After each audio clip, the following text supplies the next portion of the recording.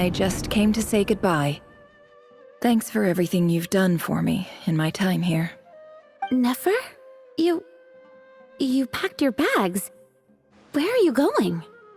I'm quitting. Something's come up in my hometown. Gonna head back and deal with it. Huh? But this was a hard-won opportunity for you. You know that better than I do. It was, but it doesn't matter. I have more important things to deal with and they can't wait. Oh, and I didn't want to overfill my bags, so I left some incense on your desk.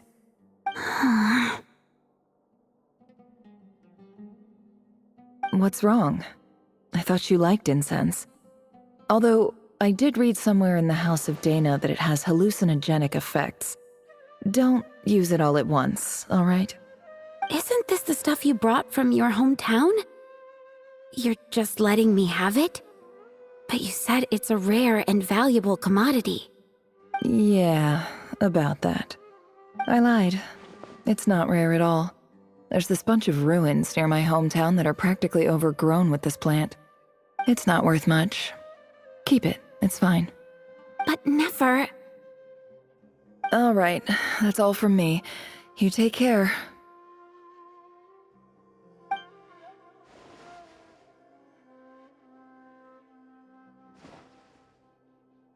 Don't forget me, okay?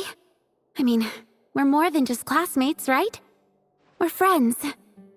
Yeah, I'll remember you. I lied again. That incense is worth a fortune, and it's a rare find even in those ruins. And as for remembering her, I have far too much to do when I get back. No time to reminisce. I'll be lucky if I even make it through this alive. But either way, I expect I'll forget you pretty quickly.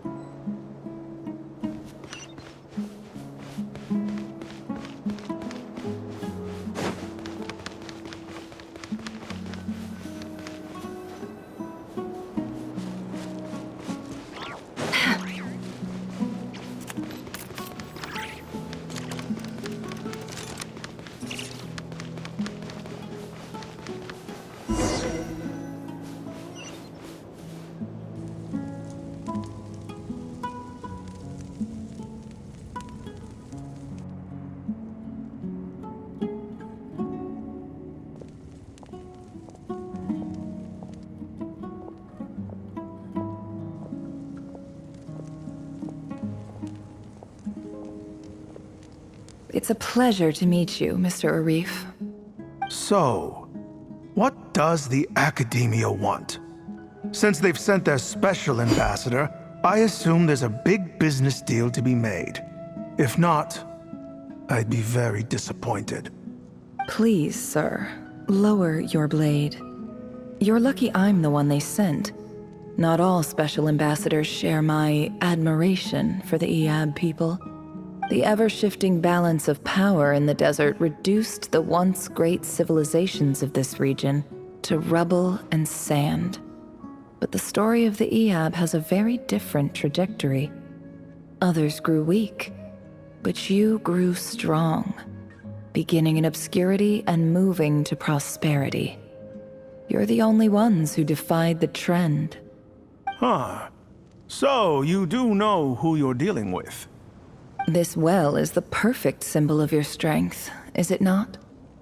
It used to belong to the Unut, but it looks like you have control over it now. You're not wrong. But I'm sure you didn't come all this way just to flatter us. Of course not. I came to bring you some very good news. Some information that recently came to light, which might just be your ticket to freedom. Records uncovered by the Vahumana Darshan show that a certain well currently under Iab control is built on top of some ancient ruins. These ruins are of great archaeological interest to the Academia. I checked the map carefully on my way over here, and I'm confident that this is the well in question. The Academia is offering 50 million mora in return for excavation rights. 50 million? No, wait. If these ruins are as important as you say, 50 million's a little low, don't you think? Don't get greedy, Iab. We know far more than you think. We know that you seized this well by force. Wasn't that the first step in your rise to power? To drive away the Unut and steal their water supply? So what if it was?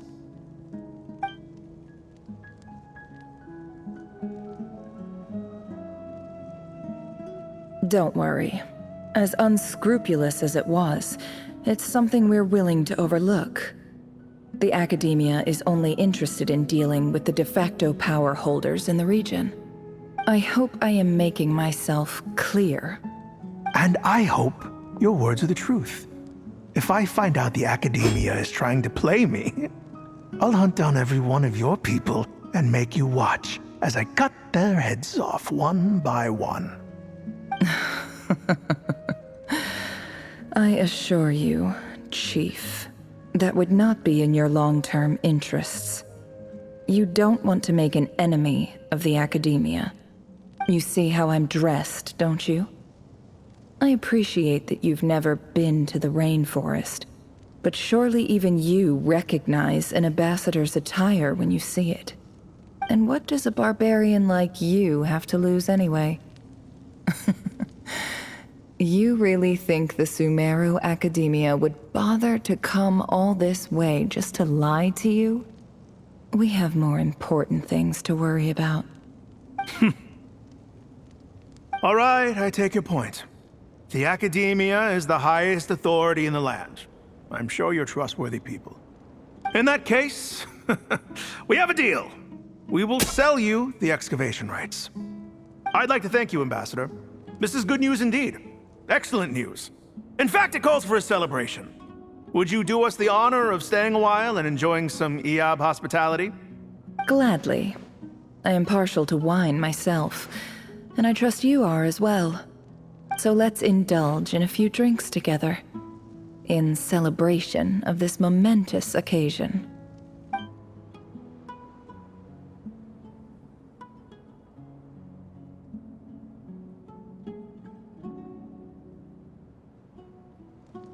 Chief! Chief, it's an emergency! It's the Unut. They've taken the well. What? Well, don't just stand there. Take it back. Yes, Chief. I have every confidence in the Iab's military superiority, and yet... Well, what is it? The Unut's response was alarmingly fast. The day after we reach a deal, they seize the well. This can't be a coincidence. Perhaps there is a traitor in your midst. I don't think so. I am obliged to remind you, Chief, that the Academia will only deal with the de facto power holders. If you cannot regain control over the well, I'm afraid you won't see a single mora of that 50 million. No! Please, Ambassador, just give me some time. I swear the Unut will not get away with this.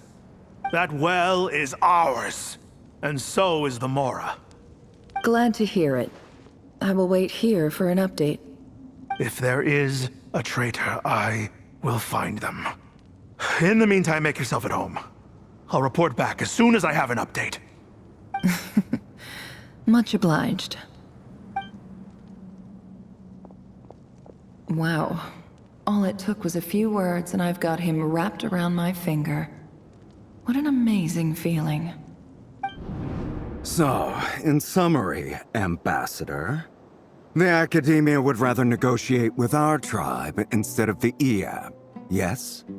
The Iab are ruthless murderers who don't listen to reason. And now they have the gall to interfere in our research projects in the desert region. So let me ask you, Chief, if you were the Academia, what would you do? Kill them all, of course. Precisely. The Academia does not tolerate those who stand in our way. The EAB have held back our academic pursuits for too long, and our patience is wearing thin. At the same time, there is simply no way that the academia can be seen to be intervening in desert affairs. I'm sure you understand where I'm coming from. We have our own rules out here. If the rainforest dwellers raised arms against a desert tribe, it'd start a bloody war. Right. We can't confront them ourselves, but we can support their enemies. The Unut have always had strained relations with the EAB, which makes you our natural allies. Natural allies. Weren't the EAB your allies once? You were quick to send them after us to protect your interests back when we stole that water. And now look at you. You're at each other's throats. Let me be clear. The academia wishes to collaborate with the legally recognized rulers of the desert in this matter. We are asking for excavation rights to that well, and our offer is 50 million mora. Say no more. I believe we have an understanding. Good. Then I suggest you get to work. Get us access to that well, and the mora's yours. You see, Dad? Lying is easy when you know how. People will believe anything.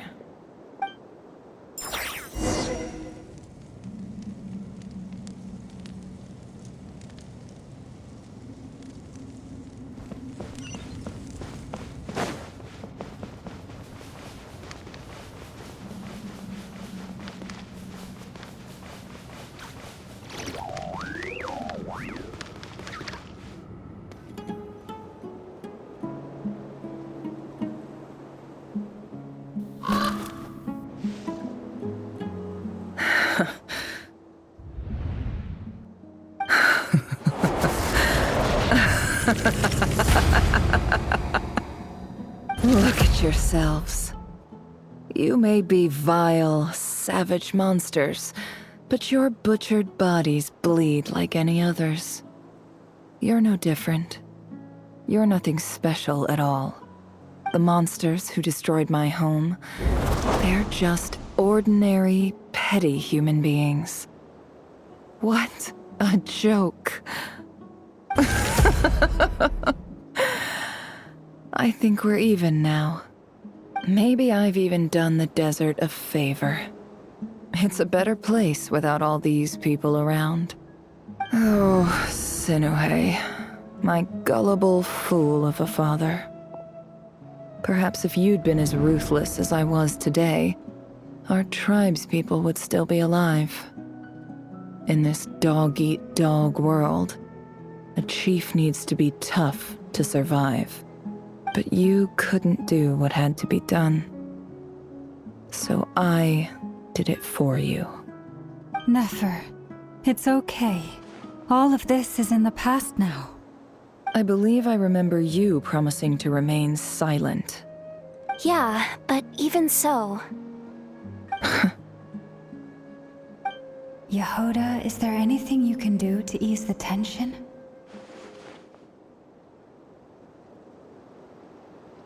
Alright, time for a sharp turn onto a completely different topic. So, anyway, that's enough of that. When are we getting out of this place? Feels like we've been walking forever. I'm getting pretty tired. Oh, Alma, you tired? Yes, if we can find somewhere to sit down, I could certainly do with a rest. It's not far now. There should be a temple just up ahead. Yes. Really? A temple? That's where this story ends? I guess that's how things go in the desert.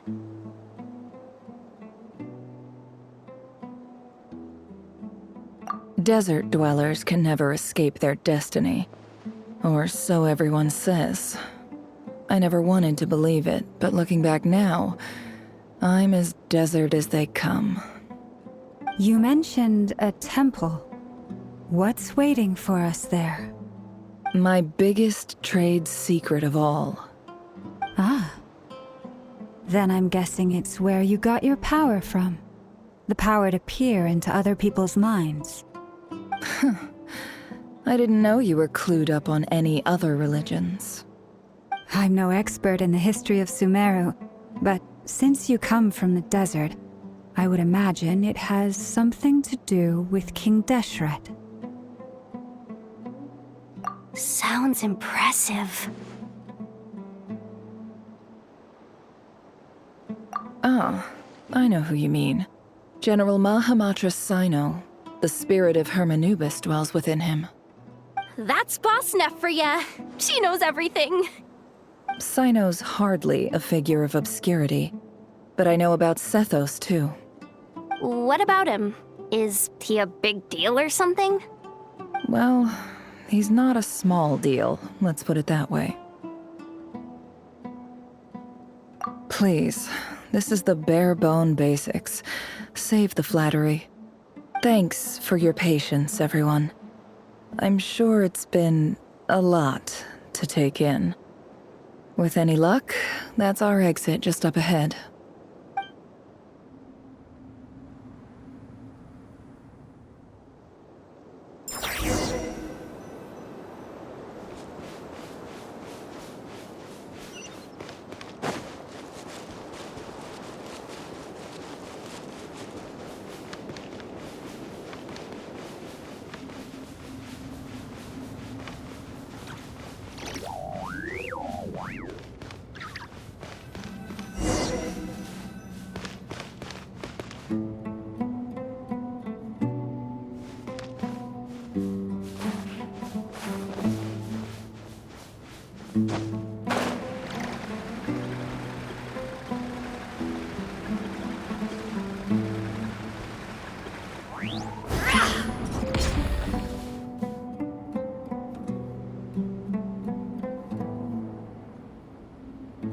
Uh-oh. Uh-oh. Uh-oh. I'm totally out of my depth here. I don't have anything to add about any of this stuff. Like, look at that statue, for instance.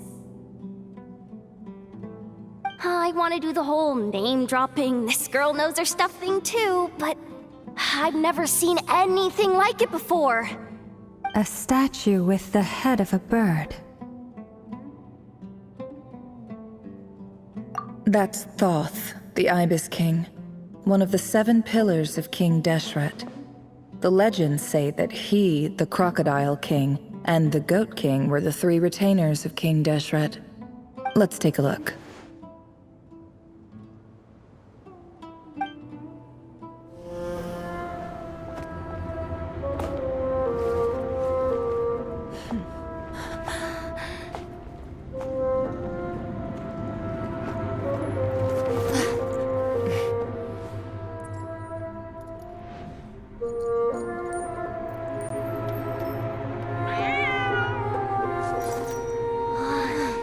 It's just Ashru. So, all is well?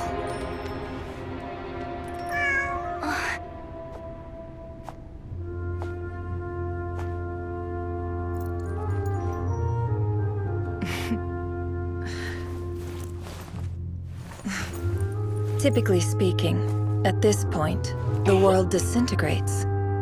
Then we find ourselves back in the outside world. Besides, these are my memories. There's nothing to fear. You're sure? Of course. It's almost over.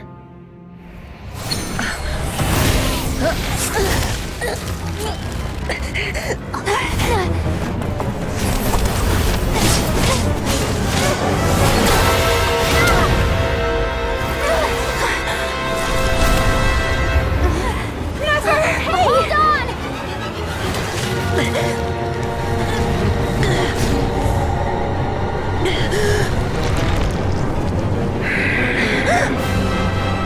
Knowing too much is always a death sentence. Speak for yourself.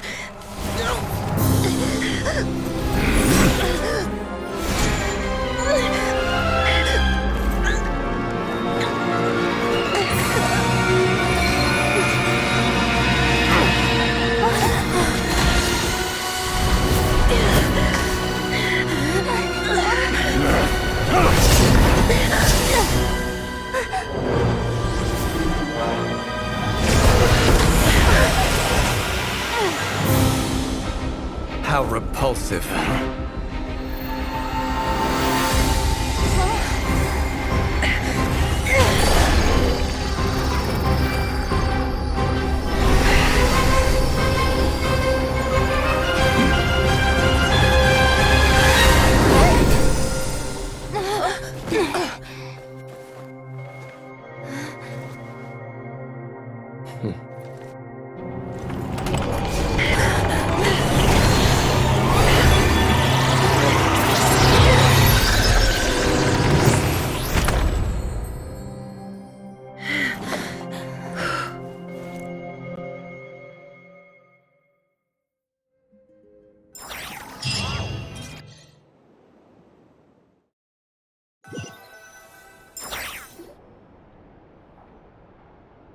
Timed that pretty well, didn't I?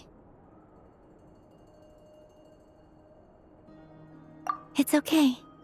I'm just glad no one was hurt. Paimon noticed you doing something too, Dainsleif.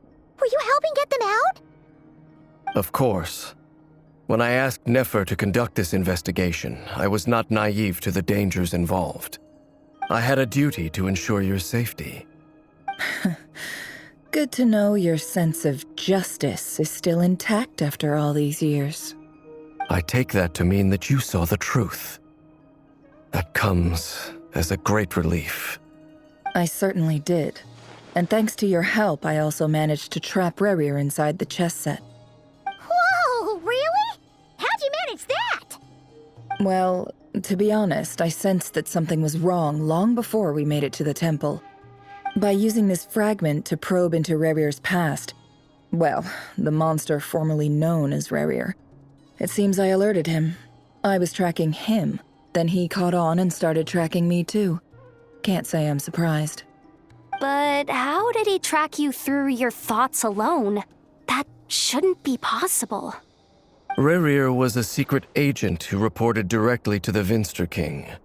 He is an expert at finding a trail and hunting down his pursuers. No wonder. He infiltrated the chess set, read my thoughts, and built a new virtual chess set inside of it. That's why we weren't able to leave at first. Speaking of your chess set, it's quite a remarkable item. Would I be right in thinking you have some connection to King Deshret? You overestimate me. I only have a connection with one of his underlings, the Ibis King. You all saw how this came to be. A long time ago, the Iab massacred my tribe, the Shimti, in our home village. A few years later, I enrolled in the academia, where some new information came to light. The Unut and the Iab fought a bitter battle over the rights to a well, all for the sake of a non-existent 50 million mora. The Iab ultimately won that confrontation, but their victory came at the cost of almost every warrior in the tribe. The final blow to the Iab came at the victory feast, when an Unut assassin beheaded their chief right before my eyes. The remaining Iab fled and have been scattered to the winds ever since. Having gotten my revenge, I returned to my hometown, where to my surprise, the nearby temple was still standing. There it was, seemingly immune to the relentless hostility of the desert, while my tribal home lay in ruins. As I stood there gazing at the temple, I noticed a cat just outside. This cat, as it turned out, was home to the spirit of the Ibis King. He led me to a gate deep inside the temple, and there he made a deal with me. This chess set is my gift from the Ibis King. The chessboard within is made to the same specifications as the one in the mausoleum of King Deshret, and represents his power of piercing analysis. With this chessboard in its container, I gained a certain ability to perceive hidden secrets. Now, you could conclude that the Ibis King simply wanted to give the people of this world the power to seek the truth, but I don't believe that's the full story. Every god plays favorites. Their hearts are as fickle as any human's, full of secrets, perversions, egotistical tendencies. But precious few gods are willing to admit this. It is the same with all powerful forces, including fate itself. Their gaze falls preferentially upon a select few. As you rightly point out, this is an act of favoritism. If you're alluding to the Abyss, then yes, I agree. Gather the others. It's time to share everything I've learned.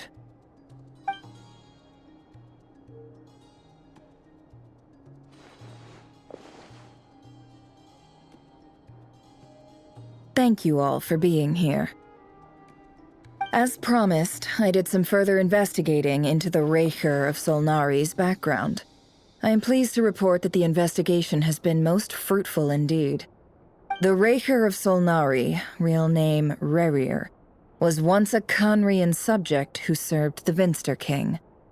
I will now share the important details of his story.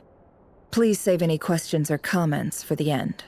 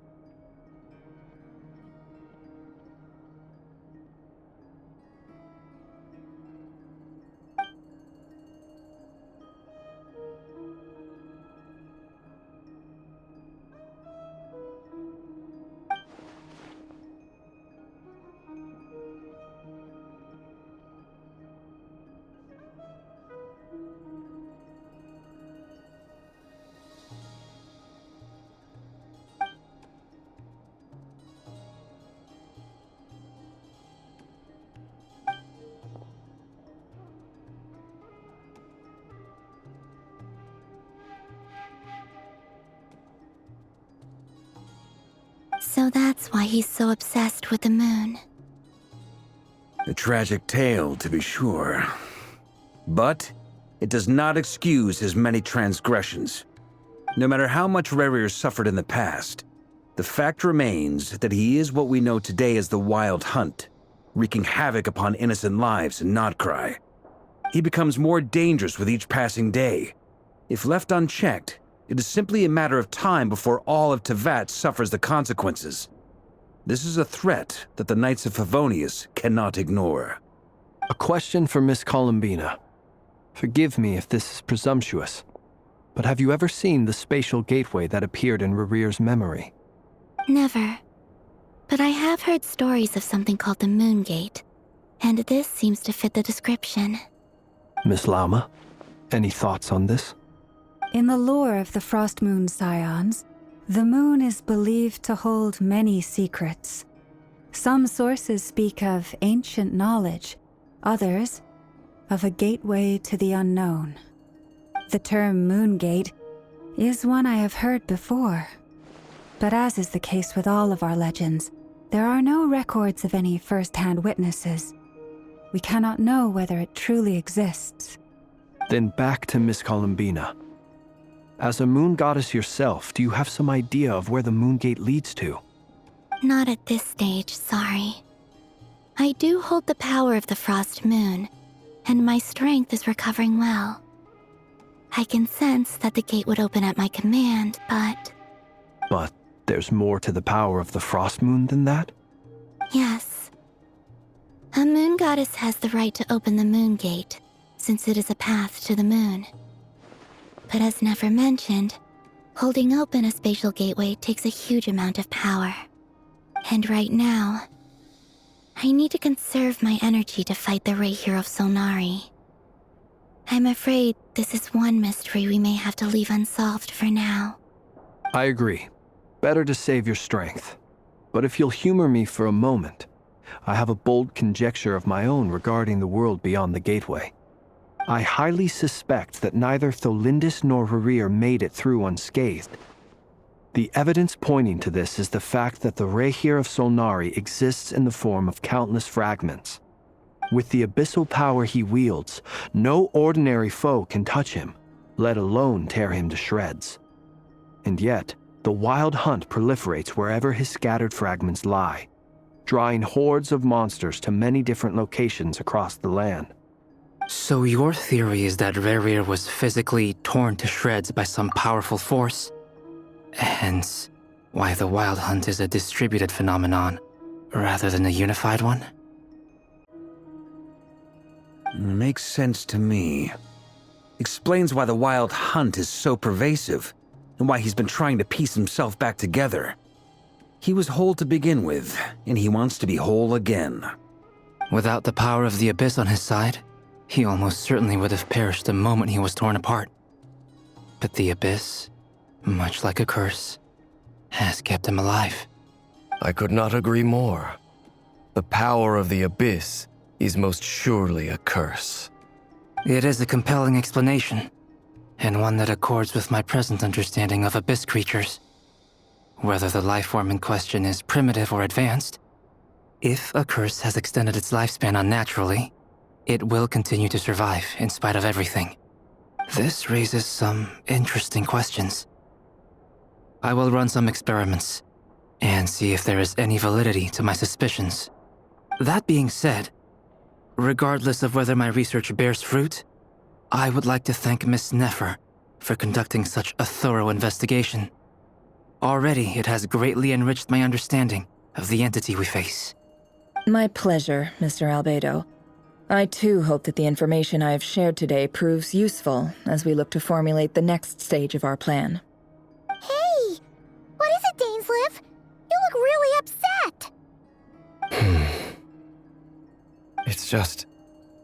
when I think of the man I once knew as Rerir, I struggle to understand why things had to turn out like this.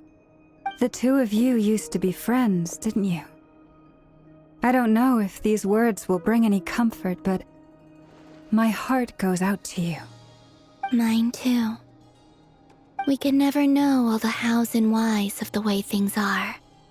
The moon and stars are full of untold secrets and lies, and the skies are host to many more mysteries than these alone.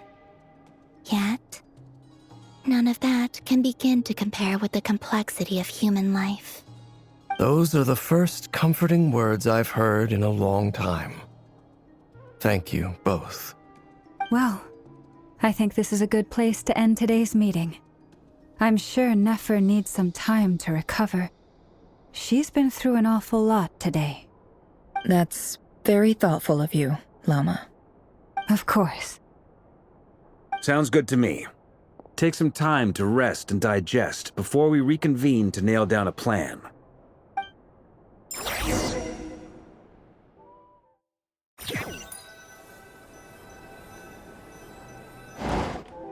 Hey, is this a bad time? Hope I didn't kill the conversation.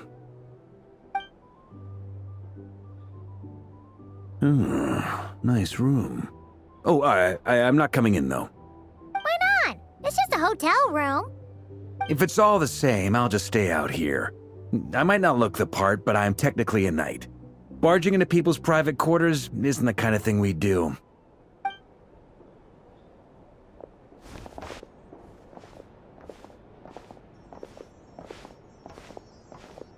Anyway, Nefer went back to the curatorium to get some rest. But before she left, she shared some things with me that I thought you should be aware of.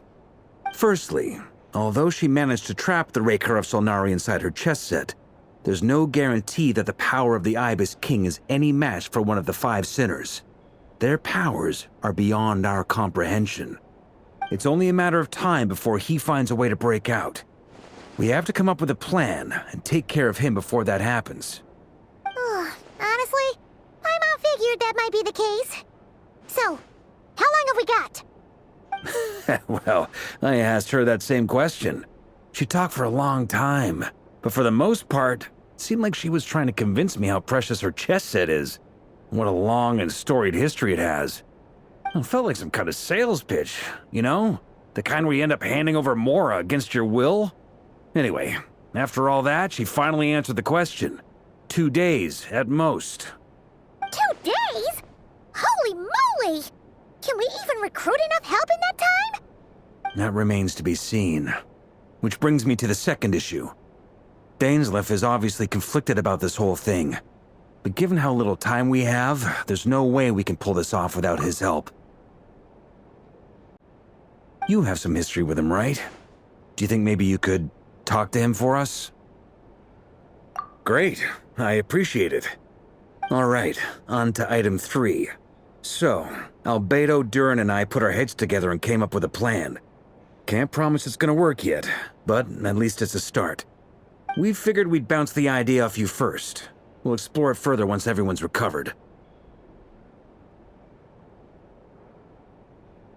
Oh, Paimon's dying to hear this. All right, so here's what we're thinking.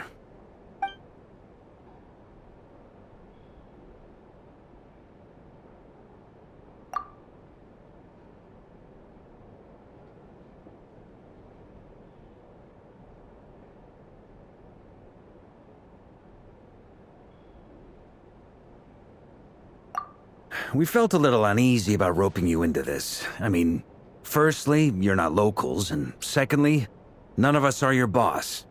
You're well within your rights to refuse if you so choose. Roping us in? Why would you even say that? We know the stakes here.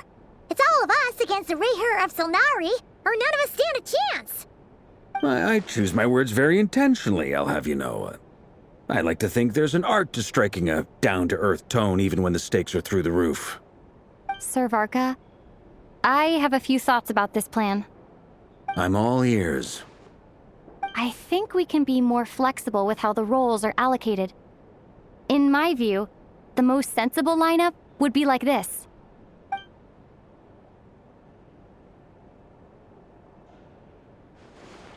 I see your point, yeah. But if that's how we're going to approach this, you'd better make sure you're ready. To be clear, I don't doubt your abilities. Far from it. I just want to make sure. Are you really willing to take all this on? I want to do everything within my power. The Rayher of Solnari is a truly fearsome opponent, and if I do my part, it'll greatly reduce the risk for everyone else involved. Well, that tracks with what I've heard. Jean's mentioned in her letters that you're so diligent it's almost abnormal. As in, most people weigh up the risks and rewards in situations like this. But you seem to just march towards danger without a moment's hesitation. Of course, everyone appreciates a fearless pioneer. But all that aside, I'm the Grand Master of the Knights of Favonius, and you're our honorary knight. I want to make sure your courage doesn't come at the expense of your safety. Thank you, Sir Varka. I should be the one thanking you. It means a lot to have you on board. I'll give some serious thought to your suggestions.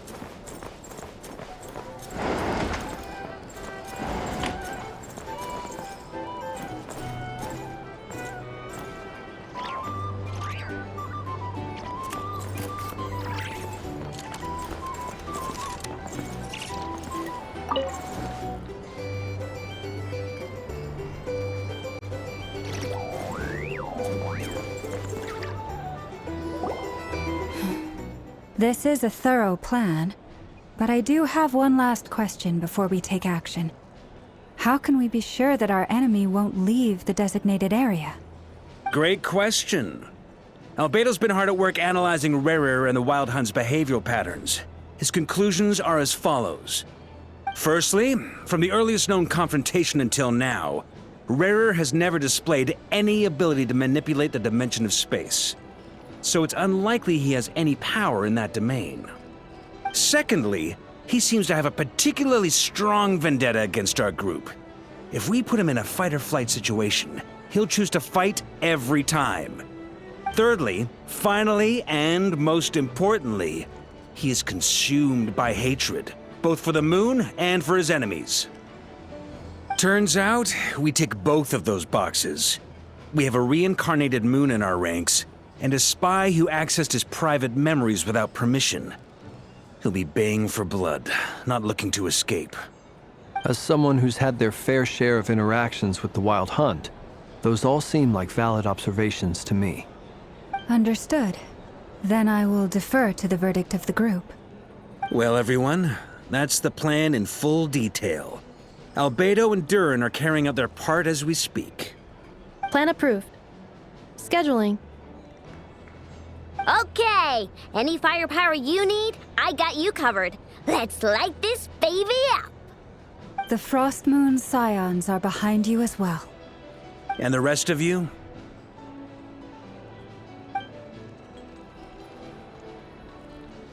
No objections? All right, then it's settled. This is the plan we're going with. Next up, an old tradition of mine. Anyone who wants to back out, now's your chance. Wait, we can still back out of this? Everyone says things they regret, right? I don't want anyone feeling trapped because their mouth said yes before their brain had time to think things through. A very people-first approach. I hear that's common practice in the Knights of Favonius. Heh. Who'd you hear it from? D-Luke? Shh. We don't use people's real names at work. This contact will be known only as Owl, please and thank you. This plan can only work if everyone does their part. Flint's and I will absolutely support it.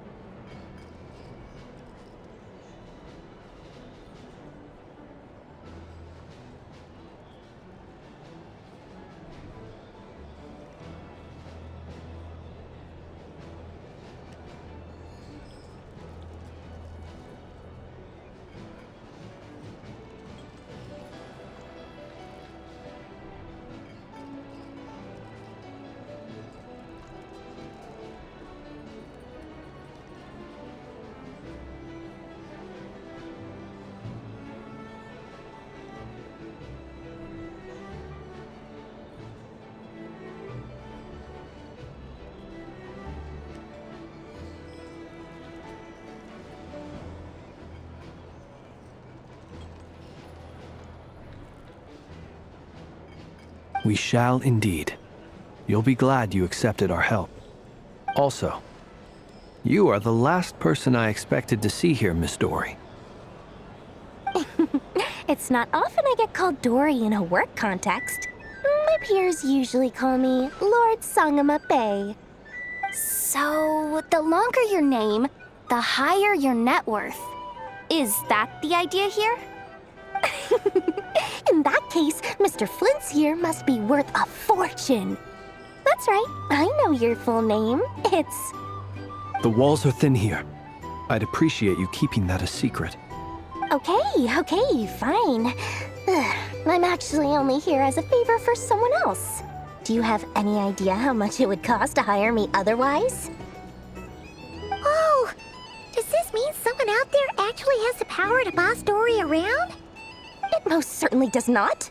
We have a long-standing and mutually beneficial business partnership. She's actually the mom of a friend of yours.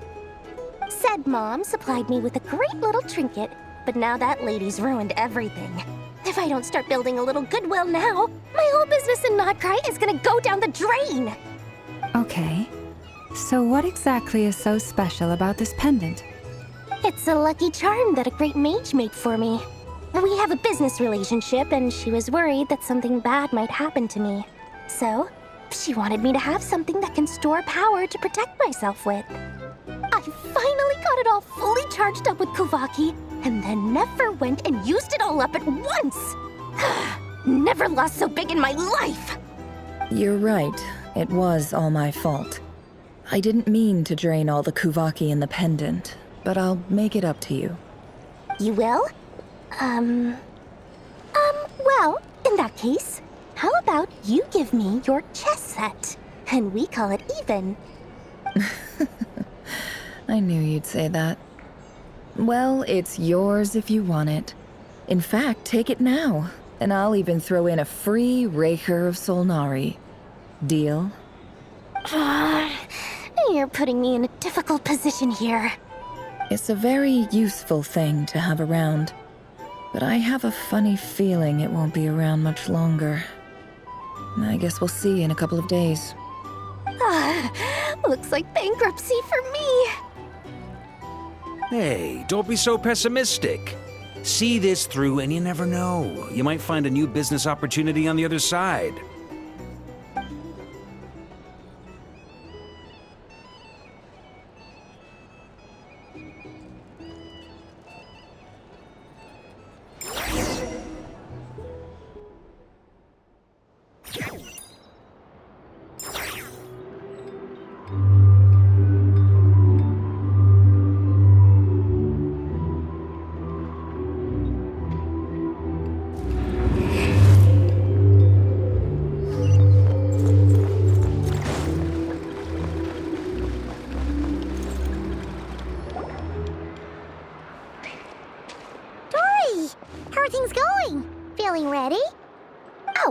Was born ready. We only have 2 days. You think Lord Sangama Bay would let an opportunity like this slip by? Don't forget, when something's in high demand, the people with the goods on hand get to charge the highest price of all, even higher than the sellers taking advance orders. Ta-da! See? It's right here! Ah, it's so pretty! Did you make it?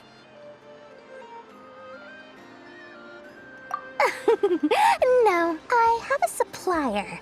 We go way back, so he made me a very attractive offer. Aha! No wonder you were talking about lucky charms at the meeting. You've been getting Kaveh to make them for you. That's not the full story. It actually started a while back as a project between me and the Dendro Archon. Mage Alice once warned me that this world won't stay safe forever. There may come a day when everyone faces a great crisis. I passed this on to the Dendro Archon, and she secretly brought together a research team made up of Sumeru's top scholars to invent a technology that could keep people safe. I won't go into the details because it's all very complicated, but if you want to know more, you can ask the Dendro Archon about it sometime. Anyway, point being, it was the Dendro Archon who asked Kaveh to build this little contraption. As one of the top Kasharawar talents, he was the obvious choice. Took him long enough. He stressed over it for ages. Must have gone through at least a dozen designs before producing a final product. But that's Kaveh for you. Marak delivered it to me a couple of days ago, along with a letter from Kaveh.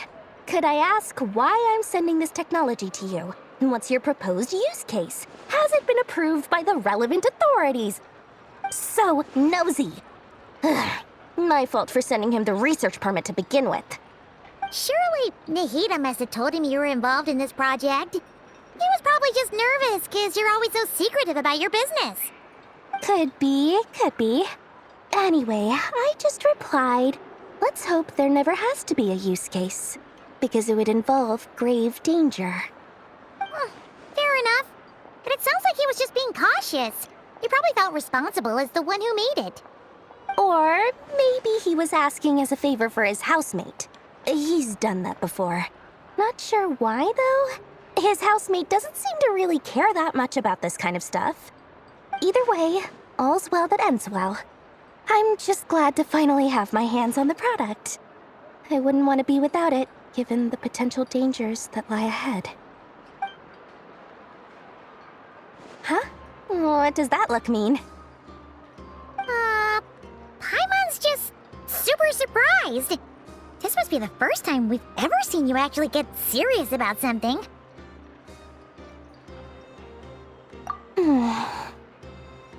Well, a long time ago, I made a promise to myself. I promised that I was gonna live every day of my life with a big beaming smile. Obviously, Mora plays a big part in that. But there are always gonna be times in life when you have to give something back. That could mean paying back a debt, returning a favor, or showing some kindness. Alice has been a huge help to me over the years. She was the first investor I ever had. And I want my investors to know that Lord Sangama Bay is the best in the business. And more than that, no one knows what the future will bring. Whatever happens, I want to make sure the Dendro Archon and all of Sumeru is prepared to face whatever comes. Oh, that? I was just making sure Nefer and I are square. Don't be thinking it was some sort of benevolent act. I'm no saint, so don't treat me like something I'm not. My priority is doing the business that I want to do, so long as my conscience lets me, but it usually does. That's the Lord Sangama Bay business model. All right, if you say so. I do say so, and that's the whole point. I'm a businesswoman. Don't go trying to figure out what kind of person I am. You'll exhaust yourself. Much easier for everyone involved if you just take my word for it. Oh, and could you two help me get this stuff where it needs to be? Thanks so much. You're my favorite assistants.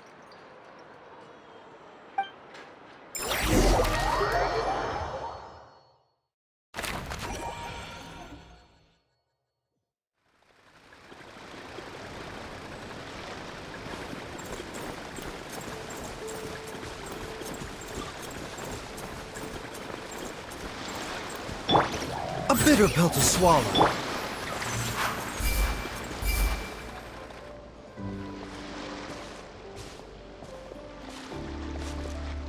Traveler, Paimon. It's good to see you. Everything going smoothly over here? Sort of. As you're probably aware, Varka, Durin, and I captured some abyssal creatures from the Wild Hunt. Per the plan, we dissected and analyzed some samples of these creatures. The process went very smoothly. The findings, however, come with some troubling implications. What? You can actually dissect the Wild Hunt? That depends on your definition of Wild Hunt and dissection. Harmless, lifeless. These words are accurate descriptions. The Wild Hunt is an interesting phenomenon. In and of itself, it doesn't seem to possess anything akin to a human personality. But taken as a collective, the medium through which the Wild Hunt is summoned does appear to have a soul.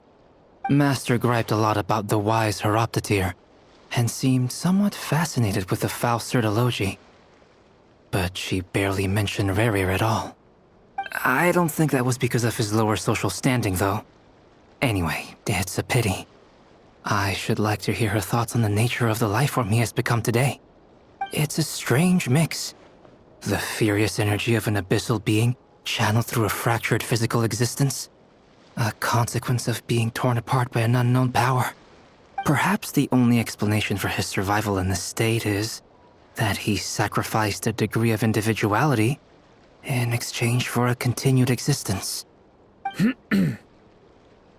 Oh, sorry. Once I get talking about interesting research, I have a tendency to go on indefinitely. Back to our research findings. Essentially, they confirm my hypothesis. Rerir's corpse is completely contaminated by the Abyss, and the effects are irreversible. You could think of this as Rerir in mutated form. But in my view, even that would be inaccurate. In reality, his whole being has been consumed by the Abyss. In other words, he is now nothing more than a manifestation of abyssal power.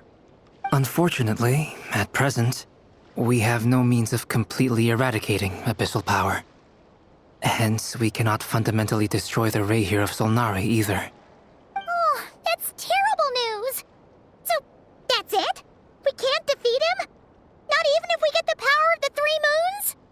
Miss Columbina's situation is a difficult one. She can never achieve wholeness when the world does not accept her presence. It's as if her creator banished her to a place she can never be accepted. It means she spends most of her energy just on her own survival. Given the circumstances, it's only natural to despair. But we must see this plan through to the end. Time to kick off the backup plan. Oh, Paimon almost forgot! This is for you. Dory asked us to bring it. Ah, how wonderful. Well, thank you for making the trip. Durin and I will be heading off shortly. I'm sorry I won't be there to protect you in person this time. Please be careful. All right then. Stay safe.